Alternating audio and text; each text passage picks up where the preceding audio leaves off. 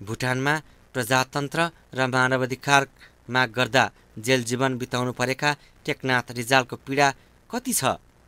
उहाँले आफ्नो निर्वासन पुस्तकमा लेख्नु भएको छ। त्यही निर्वासन पुस्तक हामी वाचन गरिरहेका छौँ। अब हामी 15औं अध्याय वाचन गर्दैछौँ। म भूमिगत भएर नेपालको बिर्तामोडमा बसोबास गर्न थालेपछि भुटानभित्रका मसँग सम्बन्धित मानिसलाई जहाँ भेट्दा पनि स्थानीय प्रशासनका मानिसले तिमीहरूको टेकनाथ रिजाल खोइ भनेर व्यङ्ग्य गरेको खबर सुन्नु पर्थ्यो। दक्षिण भुटानी जनताको म चुनिएको प्रतिनिधि थिएँ।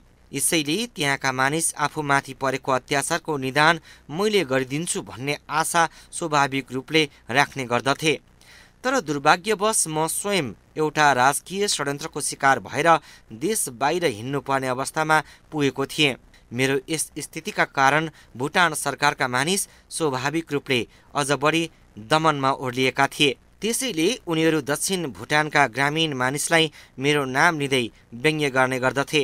यसरी मेरो अनुपस्थितिमा गाउँमा थप अत्याचार बढ्न थालेपछि गाउँका स्थानीय तहका जनप्रतिनिधि, जनसाधारण तथा कतिपय विद्यार्थी परामर्श लिनका निम्ति मेरो खोजीमा आसाम र बङ्गालतिर भौतारिन थालेका खबर पनि सुन्न थाले।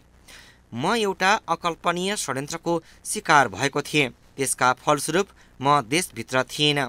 तर सरकारी षड्यन्त्रको शिकार भए पनि जनताको म प्रतिको भरोसा सम्भवतः कायमै थियो। त्यसैले पनि उनीहरू मलाई खोज्दै अनेक ठाउँ भौतारिन पुगेका हुन् भन्ने म जान्दथे। म सोच्दथे आखिर के कारणले भुटानका जनता यस अत्याचारको शिकार भएका हुन्। म स्वयं किन षड्यन्त्रको शिकार भएको हुँ? यसका कतिपय कारणहरू थिए। ती कारणहरूको निदान बिना भुटानी जनताको कल्याण सम्भव थिएन। साथै म विरुद्धको षड्यन्त्रलाई सच्याउने सम्भावना पनि थिएन। भुटानमा स्पष्ट रूपले कतिपय अभावहरू थिए। ती अभावको अन्त्य आवश्यक थियो। बिर्तामोडमा बसेर म भुटानभित्र भएका यी अभावलाई कसरी हटाउन सकिन्छ भन्ने विषयमा सोच्दथे। आधुनिक युग अनुसार एउटा देशलाई आवश्यक पर्ने कुन कुन कुराको अभाव मेरो देशमा छ त भन्ने विषयमा सोच्दा मलाई बेला बेला आतिश समेत अनुभव हुन्थ्यो। तथापि त्यहाँका सम्पूर्ण अभावका विरुद्ध मैले सङ्घर्ष गर्ने सङ्कल्प गरेको थिएँ। मेरो पुस्ताका साथीहरू पनि सम्भवतः यस सङ्घर्षको अगुवाई मैले नै गरिदिए हुन्थ्यो भन्ने सोच्दथे। आखिर कुन अवस्थामा छ भुटान? म बेला बेला सम्झन्थे। भुटानभित्र सङ्गठन खोल्ने प्रतिबन्ध लगाइएको छ। सार्वजनिक सभा गर्न बन्देज छ। स्वतन्त्र पत्रकारिताको नाम निशान छैन। सरकारी कार्यालय मौखिक कानुनबाट सञ्चालित छन्। मौखिक कानुन स्वभावैले मनपरी तन्त्रको पर्याय हो। त्यसैले जति कार्यालयका कारिन्दा फेरिन्छन् उति नै कानुन फेरिन्छन्। सरकार आफैले बनाएका नियम स्थायी छैनन्।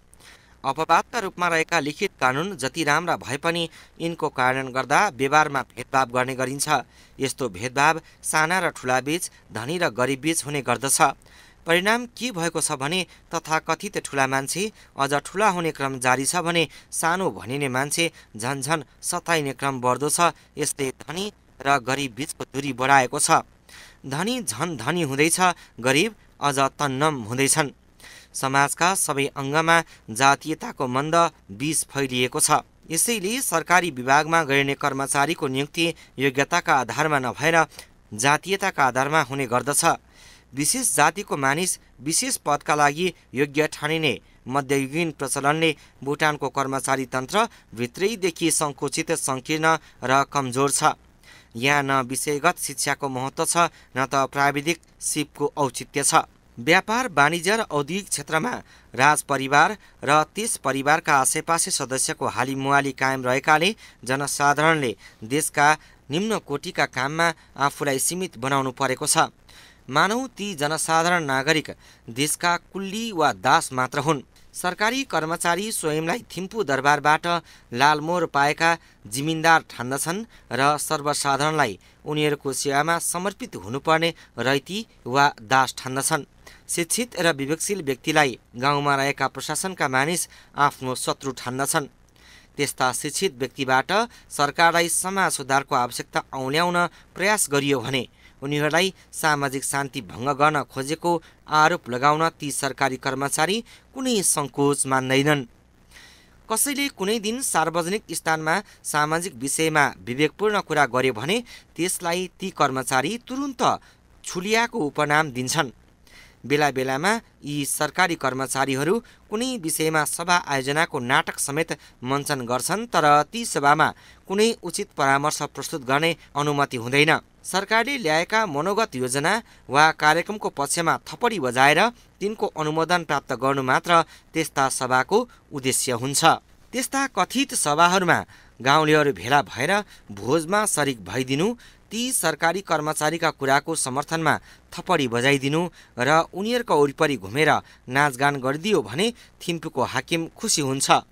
तर कतिपय विवेकशील गाउँले यस्ता हास्यास्पद राम रमितामा सरिक हुन रुचाउँदैनन्। कुरो स्पष्ट छ, यस्ता मानिसलाई थिम्पूको हाकिम शङ्काका दृष्टिले हेर्छ। उसका नजरमा यस्तो विवेकशील गाउँले देशद्रोही हुन बेर लाउँदैन। यस्तो व्यवहार साधारण गाउँलेमा मात्र सीमित हुँदैन। गाउँलेले निर्वाचित गरेका मण्डल र सांसद समेत यस कर्मचारी तन्त्रका शिकार हुन्छन्। थिम्पूको इसारामा जनताका प्रतिनिधिलाई नियन्त्रण गर्ने गरिन्छ। जनताको काम लिएर स्थानीय मण्डल वा जनप्रतिनिधि सांसद थिम्पूबाट खटाइएका कर्मचारीको जानकारी बिना अड्डा अदालत गइदिए भने तिनीहरूलाई राजा विरुद्ध काम गरेको आरोप लाग्न सक्छ। जनप्रतिनिधिले जनताका गुनासा लेखिदिने, तिनका पक्षमा बोलिदिने वा तिनको समस्या समाधानका लागि सम्बन्धित अड्डामा नगइदिने हो भने उनीहरू जनप्रतिनिधि हुनाको अर्थ के पो रहन्छ र? तर थिम्पूबाट पोषित कारिन्दा जनप्रतिनिधिले आफ्ना मतदाताको पक्षमा काम गरेको रुचाउँदैनन्। म यसअघि सरकारी कर्मचारीले बेला बेला गर्ने गाउँले सभाको कुरा गर्दै थिएँ। यस्ता सभामा कुनै गाउँले अनुपस्थित भएमा ती कारिन्दा के कारणले फलानो मानिस अनुपस्थित भयो भनेर चियो चर्चो गर्छन् र जरिवाना समेत गर्छन्। तर त्यो मानिस जो प्रशासनका मानिसको व्यवहारबाट असन्तुष्ट हुन्छ, त्यस्तो मानिस सभामा आएर कुनै कुरा बोल्यो भने अनुमति नलिई त किन हाम्रो सभामा आइस भनेर पनि जरिवाना गरिन्छ। मण्डल भनेका गाउँले जनतासँग प्रत्यक्ष गाँसिएका जनप्रतिनिधि हुन्। यिनीहरूले स्वाभाविक रूपमा गाउँ वा जिल्लाका विकाससँग सम्बन्धित विषयमा छलफल गर्नु, आफ्ना गाउँका आवश्यकताबारे आवाज उठाउनु र कार्यक्रम प्रस्तुत गर्नु उनको कर्तव्य हो। तर यसरी स्वतन्त्र ढङ्गले आफ्ना गाउँका मुद्दा कुनै मण्डलले उठाएमा थिम्पूको कारिन्दो रुष्ट हुन्छ। उसले त्यस गाउँले मण्डललाई सोध्छ, कसलाई सोधेर तिमीले यस्ता कुरा उठायौ? मण्डल मात्रै किन राज्यसभाका सदस्य समेत यी कर्मचारीका नियन्त्रणमा रहन विवश हुन्छन्? जिल्लाको र आफ्नो क्षेत्रको विकासका मुद्दाबारे राज्यसभामा बहस गर्नु उसको कर्तव्य हो। तर जिल्लाका जोङ्दा राज्यसभाका सदस्यले उनीहरूबाट अनुमोदन गरिएका मुद्दा मात्र राज्यसभामा उठाउन भन्ने चाहन्छन्। कदाचित राज्यसभाको सदस्यको हैसियत राख्ने सदस्य समेतले जिल्लाका जोङ्दालाई उपेक्षा गरेर आफ्ना कुरा सभामा प्रस्तुत गरेमा ऊ दण्डित हुन सक्छ। यहाँ बुझ्नुपर्ने कुरा के छ भने जिल्लामा रहेका जोङ्दा सोझै गृह मन्त्रालयसँग सम्बन्धित हुन्छन्। जोङ्दा राज्यसभाको सदस्यमा मनोनयन पनि गरिएको हुन्छ। गृह मन्त्रालय मार्फत उनीहरूको सम्बन्ध राजदरबारसँग हुन्छ। यस अर्थमा प्रकारान्तरले गाउँ र जिल्लाका समस्या राज्यसभामा प्रस्तुत हुने भन्दा पनि जोङ्दा मार्फत दरबारले चाहेका मुद्दा मात्र राज्यसभामा प्रस्तुत हुन्छन्। यसमा जनताले चुनेर पठाएका राज्यसभा सदस्यले एउटा निमित्त नायकको भूमिका मात्र निर्वाह गरिदिनुपर्ने हुन्छ। मैले देशमा जनप्रतिनिधिको दुर्दशा, कानुनी व्यवस्थाको स्थिति र कर्मचारी तन्त्रको संक्षिप्त चित्र सम्झिएँ। भुटानका वर्तमान शासक सम्भवतः यसैलाई शासन व्यवस्था भन्दा हुन्। यसलाई व्यवस्था भन्ने हो भने अव्यवस्था चाहिँ केलाई भन्ने त? के वास्तवमा अव्यवस्थाको चरम नमुना हो? यस अवस्थाका कारण जनताको जीवन अत्यन्त कष्टप्रद भएको छ। जीवनका न्यूनतम मान्यता र आवश्यकता समेतबाट उनीहरू वञ्चित छन्। मानिसले आफ्नो जातीय परम्परा अनुसार आफ्नो मौलिक धर्म, संस्कृति र वेशभूषा अपनाउनु उसको सबैभन्दा ठुलो हक हो। तर एउटा अव्यवस्थालाई व्यवस्थाको नाम दिएर शासन गर्ने शासकले कसरी मानिसको यही मौलिक हक समेतमा बन्देज गर्ने हदसम्मको अत्याचार गर्ने सङ्कोच मान्दैनन् भन्ने घटनाको साक्षी भएको छ भुटान। दक्षिण भुटानी मूलतः नेपाली भाषाभाषी, हिन्दू धर्म, संस्कृति र परम्पराका अनुयायी हुन्। उनीहरूको मातृभाषा नेपाली हो। सनातन हिन्दू धर्म उनीहरूले परम्परादेखि मानिआएको संस्कारको अङ्ग हो। नेपाली जाति विशेष वेशभूषा पहिरन लगाउँछन्। जन्म, उत्सव, विवाह, मृत्यु संस्कार आदि कर्म गर्ने यी जातिका आफ्नै शैली छन्। यी नेपाली जातिको मात्र कुरो होइन, प्रत्येक जातिका आफ्नै खुसी हुने, दुःख व्यक्त गर्ने प्रचलन हुन्छन्। केही वर्ष अघिसम्मको कुरा गर्ने हो भने दक्षिण भुटानमा रहेका लोछाम्पा समुदाय पनि विश्वका अन्य जाति जनजाति सरह युगौँ युगदेखि आफ्नै मौलिक धार्मिक सांस्कृतिक परम्परा अपनाई दुःख सुख जीवन निर्वाह गरिआएका थिए। तर अहिले यो अवस्था छैन। उनीहरूको यस मौलिक परम्परा सन् 1988मा आएर अतिक्रमण प्रारम्भ गरियो। दक्षिण भुटानमा रहेका हिन्दू मन्दिरहरू थिम्पूबाट खटेर आएका बौद्ध धार्मिक गुरु जसलाई लामा नितेन भनिन्छ, उनीहरूको अधीनमा पारियो। हिन्दू मन्दिरका पुरोहित पुजारीलाई मन्दिरमा पूजाआजा गर्नुपर्दा यिनै लामा नितेनको अनुमति लिनुपर्ने नियम बसालियो। कसैको घरमा जन्म, विवाह वा मृत्यु संस्कार सम्पन्न गर्नु अघि यी लामा नितेन समक्ष बिन्ती पत्र दिनुपर्ने हुन थाल्यो। दक्षिण भुटानका अधिकांश हिन्दू मन्दिर नष्ट गरिए। ती मन्दिरका बहुमूल्य मूर्ति स्याहार सम्हारका लागि पुस्तौं पुस्तादेखि सङ्कलित रकम लामा नितिनले कब्जामा लिए। यस्तो रकम थिम्पू सरकार समक्ष पुग्यो। धार्मिक पद्धति र संस्कारमाथिको यस अतिक्रमणपछि दक्षिण भुटानीमाथि भाषा एवं वेशभूषामाथिको स्वतन्त्रता विरुद्ध प्रहार गरियो। दक्षिण भुटान पूर्ण रूपले नेपाली भाषाभाषीको बसोबासको क्षेत्र हो।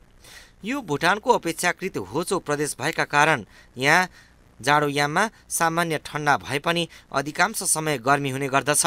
उत्तरी भुटानका चिसो ठाउँमा बस्ने मानिस बाक्ला बक्खु लगाउँछन्, तर दक्षिणी भुटानमा बक्खु लगाउन हावापानीका दृष्टिले पनि सम्भव छैन। यस वास्तविकतालाई थिम्पू प्रशासनले बुझ्न चाहेन। राष्ट्रियताको नाममा दक्षिण भुटानीलाई माथि हिमाली क्षेत्रमा लगाइने बक्खु लगाउन अनिवार्य गरियो। महिलाले लामो कपाल पाल्ने परम्परालाई अपनाउन नपाउने भए। उनीहरूको कपाल छोटो पार्नुपर्ने उर्दी थिम्पूका कारिन्दाले जारी गर्न थाले। नेपाली संस्कृतिमा हुर्के बढेका चेलीबेटीले दुई चुल्ठा बाटेर सौभाग्यको चिन्ह स्वरूप सिन्दुर, पोते र चुरा जस्ता श्रृङ्गारका आभूषण प्रयोग गरेको सरकारी कर्मचारीलाई नपस्ने भयो। नेपाली भाषाका बस्तीमा युगौँ युगदेखि सुनिँदै आएका मालसिरी र सङ्गिने गाउने चलनमा हठात रोक लाग्यो। विवाह उत्सवमा बज्ने सनाई, दमा र नर्सियाका स्वरमाथि बन्देज लगाइयो। विद्यालय जाने उमेरका ससाना नानीहरू गर्मीयाममा पनि जब बाक्ला बक्खु लगाएर जसै विद्यालय जान थाले उनीहरूको दैनिक जीवन सङ्कटपूर्ण भयो। गर्मीको राप र बाक्लो बक्खुको तापले कलिला नानीका जिउ पिल्सिएका हुन्थे। यस्तो पिल्सिएको शरीर लिएर जसै आफ्ना नानी साँझपख घर फर्कन्थे, प्रत्येक साँझ तिनको अवस्था देखेर नानीका आमा निसासिएर रुन्थे। दुर्गति यति मात्र सीमित रहेन। दक्षिण भुटानका प्रत्येक नेपाली भाषाभाषी विद्यालयमा जोङ्खा भाषा अनिवार्य गरियो। स्थानीय विद्यालयका नेपाली भाषी प्रधानाध्यापकलाई निष्कासन गरियो र तिनका ठाउँमा जोङ्खा भाषाका शिक्षक राखियो। आमाको काखमा रहँदादेखि नै नेपाली बोली मात्र बोल्न जानेका, नेपाली भाषा मात्र पढ्न र लेख्न सिक्दै गरेका ससाना नानीलाई जब जोङ्खा भाषाका शिक्षक उनीहरूको भाषा नजानेको बहानामा निर्मम तरिकाले पिट्ने, त्यो निकै भयावह स्थिति हुन्थ्यो। एकातिर बाक्ला बक्खुको बोझ, अर्कातिर जोङ्खा शिक्षकको निर्मम चुटाई सहेर कलिला बालबालिका घर फर्कन्थे र उनीहरूको आगमन प्रत्येक घरमा कोलाहलपूर्ण हुन्थ्यो। जोङ्खा भाषा आफैमा विकसित भाषा थिएन। नेपाली भाषाभाषीलाई मात्र यो भाषा कठिन थिएन, स्वयं जोङ्खा भाषा बोल्ने जनजातिका लागि पनि यो कठिन थियो। अन्ध राष्ट्रवादका नाममा भुटानी जनतामाथि बलात् लाद्न खोजिएको यो भाषाबारे म छुट्टै अध्यायमा बताउनेछु। देशभित्रको जनतामाथिको दमनको अर्को माध्यम यहाँ चलेको बेगारी प्रथा पनि हो। बेगारी प्रथा भनेको सरकारलाई दिनुपर्ने अनिवार्य श्रमदान हो। यस श्रमदान अर्थात् बेगारी प्रथाले जनता कुन हदसम्म सताइएका छन् म त्यसलाई सम्झन्थे। सेप्तोलेमी बेगार देशभित्र प्रचलित बेगारको एउटा प्रथा हो। जुन प्रथा अन्तर्गत प्रत्येक नागरिकले सरकारले तोकेका ठाउँ र योजनामा गएर अनिवार्य श्रम गर्नुपर्दछ, जुन श्रम गरे बापत उनीहरूलाई पारिश्रमिक दिइँदैन। 18 वर्ष मुनिका तर सामान्य काम गर्न सक्ने र 56 वर्षभन्दा माथिका काम गर्न सक्ने उमेरका मानिसलाई सरकारले अनिवार्य रूपमा सेप्तोलेमी बेगारमा संलग्न हुने आदेश दिन्छ। कदाचित यस्तो आदेश उल्लङ्घन गरेमा सम्बन्धित मानिसले सजायको भागी हुनुपर्दछ। यस प्रकारको अनिवार्य श्रमदानका कारण जनताले आफ्नो खेतीपातीको काम गर्न एकातिर समय दिन सक्दैनन् भने अर्कातिर सरकारले उनीहरूको काम गरे बापत पारिश्रमिक नदिने भएका कारण गरिब हुने क्रम बढ्ने स्वत सिद्ध छ। यहाँ उल्लेखनीय के छ भने यस प्रकारको बेगार प्रथालाई लोछाम्पा र शेर्छोक्पा समुदायमा अझ कडी कडाउका साथ लागू गर्न थालिएको छ। लोछाम्पा समुदायमाथिको भेदभावको क्रम यही रोकिएको छैन। सरकारी पदहरूमा कार्यरत यस समुदायका मानिसलाई निष्कासन गर्ने र तिनका ठाउँमा जातीय आधारमा गालौँ समुदायका मानिसलाई भर्ना गर्ने गरिएको छ।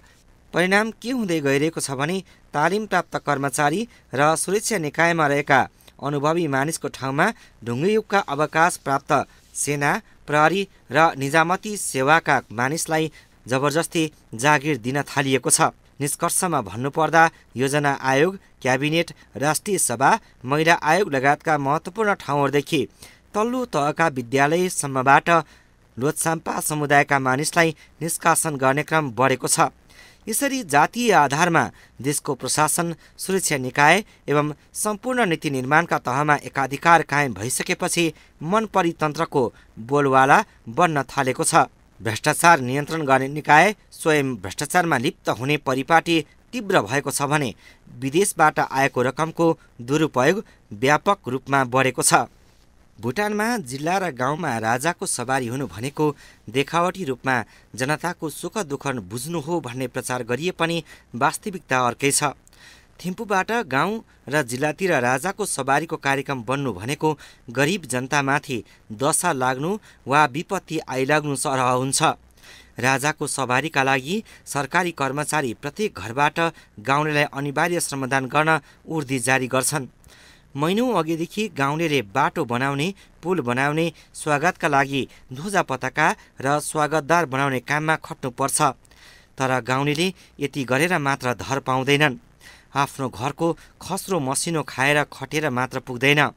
राजाको सवारीका साथ थिम्पूबाट आउने दरबारका आसेपासे उच्च पदस्थ कर्मचारी लगायत भारदारहरूका लागि दुध, घिउ, अन्न, फलफुल, सागसब्जी अनिवार्य रूपले प्रत्येक गाउँबाट सङ्कलन गर्नुपर्ने उर्दीलाई मान्न गाउँले बाध्य हुन्छन्। यस्ता उर्दीको उल्लङ्घन गर्ने हिम्मत सितिमिति कसैले पनि गर्दैन। कारण यसो गरेमा राजद्रोहको आरोपमा उसलाई सजाय दिइन्छ। गाउँले यसै पनि गरिब छन्। ती गरिब गाउँलेलाई यसरी खानेकुरा ल्याउन बाध्य पारिनाले कस्तो असर पर्दछ सो त कल्पना गर्न सकिन्छ। यसरी देशमा एउटा विशेष समुदायमाथिको अत्याचार बढ्दै जाँदासम्म उनीहरूको पक्षमा सहानुभूतिका दुई शब्द बोलिदिने कोही थिएन। वर्षौंदेखि देशको काममा नङ र मासु झैँ भएर खट्ने लोछाम्पा समुदायमाथिको सङ्कटबारे छिमेकी देशबाट आएर हाम्रो देशमा कार्यरत कतिपय डाक्टर, इन्जिनियर, शिक्षक, व्यापारी एवं बुद्धिजीवी यस घटनाका साक्षी थिए। तर यिनीहरूले लोछाम्पा समुदायमाथिको यस सङ्कटलाई कहिल्यै वास्ता गरेनन्। लोछाम्पा समुदाय र देशमै आएको सङ्कटप्रति मौन बस्दै बरु यी छिमेकीहरू भुटानका भ्रष्टहरूसँग मिलेर धन आर्जन गर्ने काममा केन्द्रित पाइए। परिणाम भयावह हुँदै गयो। समस्या गाउँका विद्यालय, मन्दिरमा मात्र सीमित रहेन। देशभित्र बढ्दै गइरहेको अव्यवस्थाले राष्ट्रियता नै सङ्कटमा पर्न थालेको आभास पाएपछि स्थानीय जनता प्रतिकारमा ओर्लिए। यसका फलस्वरूप देशभित्र एउटा सङ्गठनको निर्माण हुनु पुग्यो। रतन गजमेर, मनबहादुर छेत्री जस्ता चेतनशील युवाहरूले त्यस सङ्गठनको निर्माण गरेर त्यस विद्यार्थी सङ्गठनको नेतृत्व गर्ने जिम्मेवारी विश्वनाथ छेत्रीलाई दिइयो। म वीरतामोड प्रवासकालमा बस्दाका अवस्थाको देशभित्रको पछिल्लो स्थिति भने यो थियो। देशको बिग्रँदो परिस्थितिले मलाई चिन्तित बनाउँथ्यो र कसरी यस समस्याको समाधानको सूत्र फेला पार्ने भन्ने चिन्तनले म गम्भीर हुन्थेँ। यसै अवस्थामा देशभित्रबाट मलाई भेट्न आउने विद्यार्थी, बुद्धिजीवी एवं सामान्य मानिसको घुइँचो लाग्न थाल्यो। उनीहरू वर्तमान समस्याको समाधान खोज्नुपर्छ भन्दै मलाई त्यसको अगुवाई गर्न आग्रह गर्न थाले। अन्ततः एउटा स्वच्छ अराजनीतिक सङ्गठन निर्माण गर्ने र त्यस सङ्गठन मार्फत देशका सम्पूर्ण समस्या समाधानका लागि राजा जिग्मे सिंह वाङचुक समक्ष एउटा ज्ञापन पत्र चढाउने निर्णय भयो। लामी डाँडाबाट चुनिएर राजकीय सल्लाहकार परिषदको सदस्य हुँदासम्म मैले गाउँ र जिल्लाका मानिससँग मिलेर काँधमा काँध मिलाई काम गरेको थिएँ। विगतका मेरा यिनै क्रियाकलापका आधारमा मानिस वर्तमान समस्याको समाधानका लागि अगुवाई गर्न आग्रह गर्दथे। यिनै आग्रहहरूलाई स्वीकार गर्दै हामीले भुटान मानवाधिकार सार्वजनिक मञ्च नामक सङ्गठन खोल्यौँ। यो सन् 1989 साल जुलाई 7 को कुरा हो। यता हामी यस सङ्गठनको निर्माण गर्दै थियौँ, तर उता देशभित्र दक्षिण भुटानका विद्यार्थीलाई काङलुङ कलेजका प्रिन्सिपल झाङले भोटियाले अन्य समुदायका विद्यार्थीलाई आक्रमण गराएको खबर आयो। यस खबर सँगसँगै एक हुल पीडित लोछाम्पा समुदायका विद्यार्थीहरू म कहाँ आइपुगे। यी विद्यार्थीहरूको नेतृत्व गरेर रतन गजमेर आएका थिए, तर उनी त्यहाँबाट फर्किएर भुटान पुग्न पाउँदा नपाउँदै पक्राउ परे। साम्ची स्थित उनको घरमा भुटानको अङ्गरक्षक सेनाले छापा मार्दा आवत जावत सम्बन्धी कागजात भेटिए भनेर उनलाई पक्राउ गरियो र थिम्पू चलान गरियो। यो खबर लिएर जोगेन र नगेन गजमेर पुनः महकहाँ आइपुगे। रतन गजमेरको गिरफ्तारी देशभित्र भएको यस प्रकरणको पहिलो घटना थियो। रतनको गिरफ्तारीको जानकारी गराउन म विराटनगर गएँ। एमनेस्टी इन्टरनेसनल नेपाल शाखाका त्यसबेलाका अध्यक्ष कृष्ण पहाडीलाई यो सूचना दिए। रतन गजमेरको गिरफ्तारीको 15 दिन पनि समय नबित्दै राष्ट्रिय शैक्षिक संस्थानका प्रशिक्षार्थी मनबहादुर छेत्री, विश्वनाथ छेत्री गिरफ्तार भए। यस गिरफ्तारीले देशभित्र झन हलचल फैलियो। समस्या दिन प्रतिदिन जटिल हुँदै गएपछि समस्या समाधानका लागि भनेर मन्त्री टी तोपगेललाई खटाइयो, तर उनले छानबिनको बहानामा विद्यार्थीहरूमाथि उल्टै अभद्र व्यवहार गरे। यसैबीच मनबहादुर छेत्रीको रहस्यमय देहान्त भयो। पक्राउ परेका एकजना अगुवा कार्यकर्ताको भुटान सरकारको हिरासतमा रहस्यमय मृत्यु भएपछि म अझ मर्माहत भएँ। मन्त्री टी तोपगेले समस्याको वास्तविक कारणको छानबिन गर्नु साटो लोछाम्पा विद्यार्थीमाथि अनेक लान्छना लगाए। उनले यस आन्दोलनलाई देशभित्रको असन्तुष्टिको स्वाभाविक परिणाम मान्नको साटो भारतको पश्चिम बङ्गाल राज्य अन्तर्गत दार्जिलिङ क्षेत्रमा फैलिएको गोर्खाल्यान्ड आन्दोलनसँग जोडिएको छ भन्ने आरोप लगाएर दक्षिण भुटानका विद्यालयहरूलाई बन्द गर्ने काम गरे। यो वास्तवमै दुर्भाग्यपूर्ण घटना थियो। स्थिति जटिल, असजिलो र भयावह हुन थालेपछि यसको निदान राजा बाहेक कसैबाट सम्भव छैन भन्ने बुझेर राजा समक्ष सम्पूर्ण घटनाको विवरण प्रस्तुत गर्ने निधोमा पुगेर जोगेन गजमेर र म एउटा अपिल तयार गर्ने सिलसिलामा भारतको सिक्किम राज्यको गान्तोक पुग्यौँ। यद्यपि त्यही अपिल तयार गर्न मात्र सिक्किम पुग्न आवश्यक थिएन। त्यहाँको एक छापाखानामा पर्दा पछाडिको भुटान नामक मैले एउटा पुस्तक छपाउन दिएको थिएँ। भद्रपुरका आदरणीय दाई तुलसी प्रसाद उपाध्यायका सहयोगमा छापिरहेको त्यो पुस्तक तयार गरी भुटानभित्र पठाउन सबैतिरबाट सुझाव आएका कारणले पनि म सिक्किम गएको थिएँ। उता देशभित्रबाट अन्याय अत्याचार सहन नसकेर पलायन गर्नेहरूको सङ्ख्या बढ्दै थियो। स्थानीय समाजसेवीहरू धेरैले देश छोडिसकेका थिए। मेरो भूमिगत जीवनको सुरुवातसँगै मेरा साइला दाजु नन्दलाल सरकारको वक्र दृष्टिमा पर्न थाल्नुभएका कारण उहाँले पनि देश छाडिसक्नु भएको थियो। वृद्ध पिताजी मेरो आश्रय खोज्दै झापा आइसक्नु भएको थियो। यस अवस्थामा मलाई एकातिर मेरो परिवारलाई व्यवस्थित बसोबासको चाँजो मिलाउनु थियो र सँगसँगै देशका समस्यासँग जुझ्दै जानु पनि थियो।